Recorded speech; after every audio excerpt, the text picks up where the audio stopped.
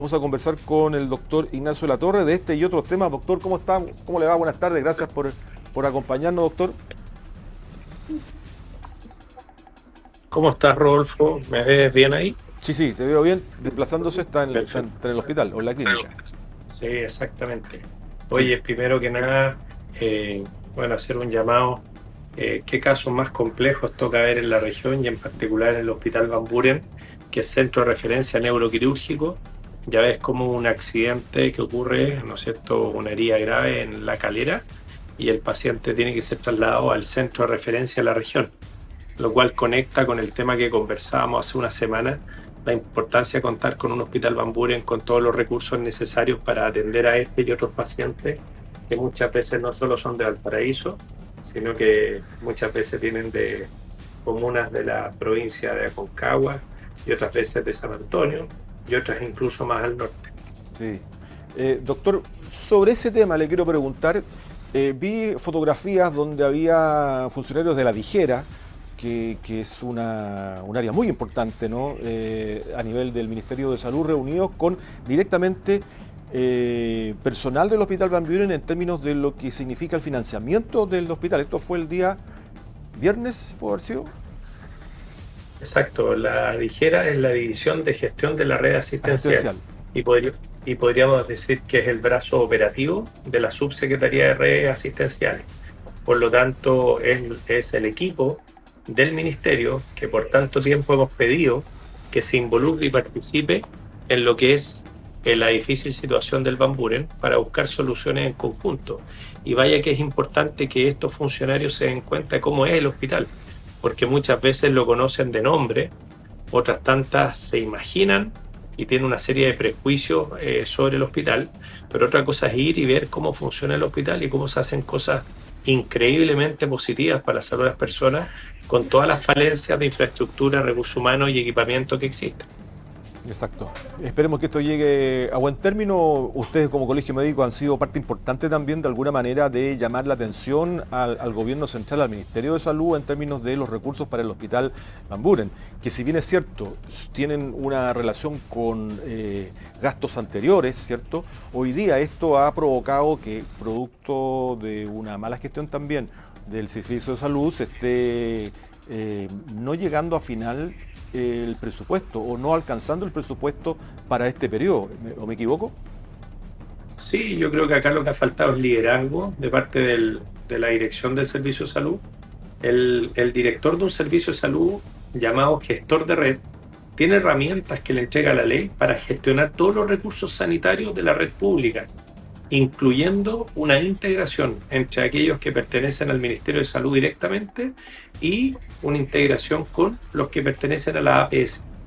Coordinar todos estos recursos para la mejor atención de los pacientes es la labor del director de servicio de salud. Por lo tanto, cuando se producen estas fallas, más allá del presupuesto, que es el tema importante, también esconden una carencia de liderazgo, un liderazgo que sea técnicamente asertivo, pero que sobre todo sea un liderazgo que inspire a los equipos de salud a dar lo mejor de sí mismos y no estar permanentemente enfrentado con situaciones que realmente no guardan ninguna lógica desde la mirada asistencial.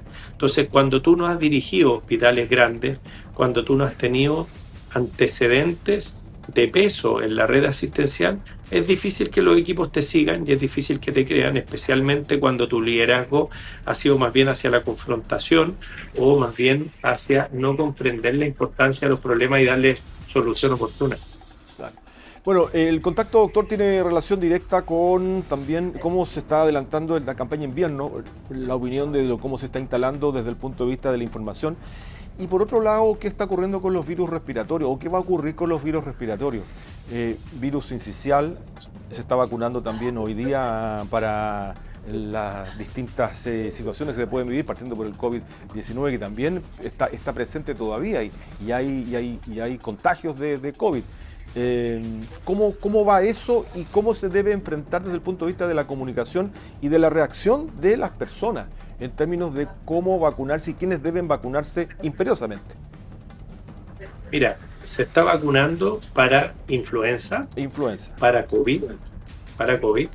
para el virus respiratorio sincicial a los recién nacidos desde octubre del año pasado, pero también para la tos convulsiva o coqueluche, y a todos los recién nacidos se les vacuna contra la tuberculosis. Estos son algunos de las bacterias y virus respiratorios de las cuales tenemos vacunas que funcionan.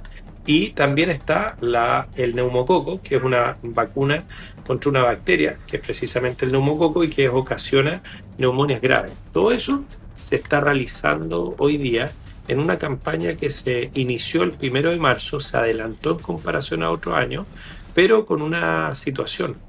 Y es que se tuvo que adelantar porque estábamos viendo en una monitorización de los virus respiratorios un incremento de circulación muy similar a lo que había ocurrido en Estados Unidos y en el hemisferio norte. Entonces nos adelantamos un poco, pero el problema es que si no tenemos una cobertura sobre el 90% de la población, de aquí a los periodos de mayor circulación, que probablemente ya estamos entrando en ellos de acuerdo a las estadísticas que el propio ministerio maneja, nos empezamos a encontrar entonces con un incremento de los casos de personas con insuficiencia respiratoria, con cuadros respiratorios desde leves a graves, y empiezan a aumentar las consultas en urgencia, las hospitalizaciones, los tiempos de espera para conseguir una cama, y luego también las hospitalizaciones en UCI o en alguna cama crítica que puede ser también intermedio. Entonces el mensaje es: si usted está en alguno de los grupos de riesgo,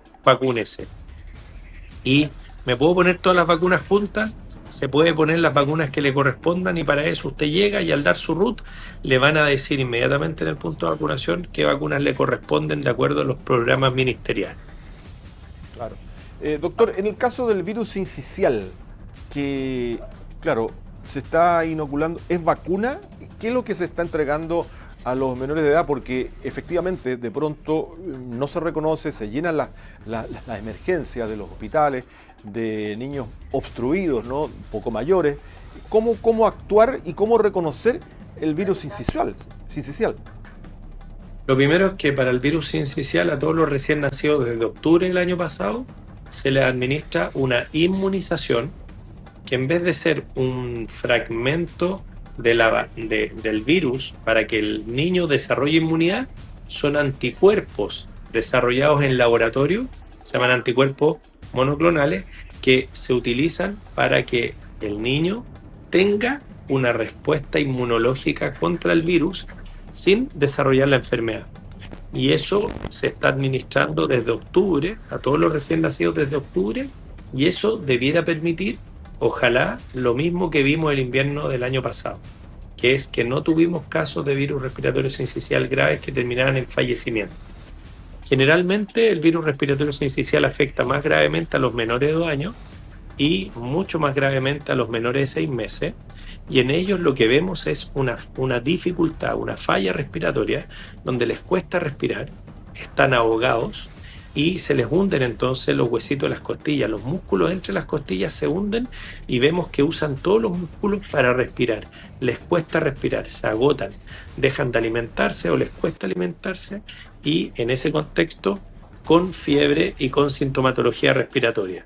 Por lo tanto, cada vez que tenemos un cuadro respiratorio y el niño tiene dificultad para respirar, o está, por ejemplo, usando estos músculos accesorios, se le hunden los huesitos en la costilla, se ve un poco azulado su boca o se ve azulado su piel, son motivos de consulta inmediata de urgencia. Claro. Doctor, el uso de la mascarilla va a ser obligatorio en hospitales, ¿cierto? En emergencias. ¿Usted cree que debiese ampliarse el uso de la mascarilla, que sería una buena fórmula, por ejemplo, de que lo ocupáramos en el transporte colectivo, de que nuevamente se ocupara o sea optativo? ¿La recomendación es ocupar mascarilla? Lo que pasa es que la mascarilla, y específicamente las del tipo KN95, reducen el riesgo que tú te contagies de un virus respiratorio o una bacteria en un ambiente donde hay otras personas que te pueden contagiar. Entonces, si nosotros vamos a una unidad de emergencia y nos toca esperar 4 o 6 horas, es un lugar donde hay una alta posibilidad que hayan otras personas enfermas que te contagien. Y tú puedes venir por un cuadro viral y salir contagiado de otro virus o otra bacteria. Pero eso mismo puede ocurrir en un banco, puede ocurrir en una oficina, puede ocurrir en la sede del registro civil, en una estación del metro, arriba un metro, arriba una micro. Por lo tanto, el mensaje es, donde se reúnen personas y hay mala ventilación, es un buen lugar para usar una mascarilla, especialmente cuando la circulación de virus respiratorio es alta como ahora. Por lo tanto, yo creo que la educación es fundamental y si las personas entienden que estos virus respiratorios, estas bacterias se contagian donde hay otras personas compartiendo el mismo espacio y que en el fondo el aire que ellos eliminan por su boca, nosotros después lo respiramos, el uso de mascarillas de este tipo, KN95, va a reducir el contagio. No así las otras mascarillas que solo sirven para el contagio de gotitas, que son, ¿no es cierto?, cuando una persona tose, se ríe, habla, que son pequeñas gotitas de saliva que si llegan a mi mucosa respiratoria, nariz, boca o a la conjuntiva, pueden producir un contagio. Correcto. Doctor, nuevamente sobre el tema del financiamiento del Hospital Van Buren, me parece que es un tema que usted no está superado todavía, porque me imagino las condiciones de financiamiento no han sido aseguradas.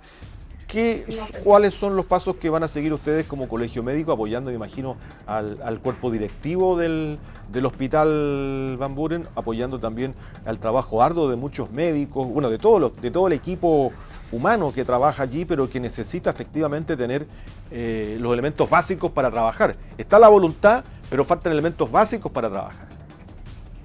Bueno, lo primero es que tanto la DIJERA como el Ministerio de Salud ya están enterados de lo que está pasando en el hospital. Y por lo tanto nosotros ahora vamos a actuar observando cuáles son las soluciones que nos proponen, pero soluciones concretas, porque no nos podemos sentar a esperar el nuevo hospital que no va a estar listo nunca antes de 5 años y probablemente nunca antes de 10, y por lo tanto acá tenemos que conversar y tenemos que tener claro cuáles son las líneas de trabajo con la infraestructura que tenemos, cuáles son las mejoras que se pueden llevar a cabo. Nuestras expectativas no son tan altas, porque lamentablemente ya hemos visto muchas promesas anteriores de parte del Ministerio de Salud y la DIJERA. Esperamos que esta vez se tomen en serio este trabajo y efectivamente nos traigan recursos para que las soluciones que el propio hospital ha planteado se puedan ejecutar. Porque no es que necesitemos soluciones desde Santiago, lo que necesitamos son recursos. Los equipos de trabajo existen y los problemas los conocemos muy bien y sabemos exactamente cómo resolverlos. Lo que nos falta son los recursos. Y muchas veces en este centralismo que inunda a las reparticiones de gobierno que están en Santiago, lo que vienen a hacer es decirnos, ahora que los visitamos, sabemos lo que hay que hacer y nosotros les vamos a decir cómo hacerlo. Y sin pecar de falsa humildad, quienes mejor conocen la realidad del hospital son los trabajadores que ahí se desempeñan. Es momento de escucharlo y es momento de entregarle herramientas para las soluciones, muchas de las cuales ellos han propuesto por años. Por lo tanto, validamos la presencia de la DIJERA siempre y cuando se acompañe de recursos. Si lo que van a hacer es darnos más exigencias y ponernos más dificultades, en realidad una visita bastante poco alentadora. Bueno, doctor Ignacio Latorre, presidente del Colegio Médico Valparaíso, gracias por conversar con nosotros, doctor. Lo dejamos en libertad, sé que está con alta actividad ahí, pero gracias por estos minutos que me parece muy importante para conocer en detalle estos aspectos y dar siempre una información clara a la comunidad en los temas de salud que tanto interesan, tanto importan. Que estén muy bien, Rolfo. Chao. En pleno país.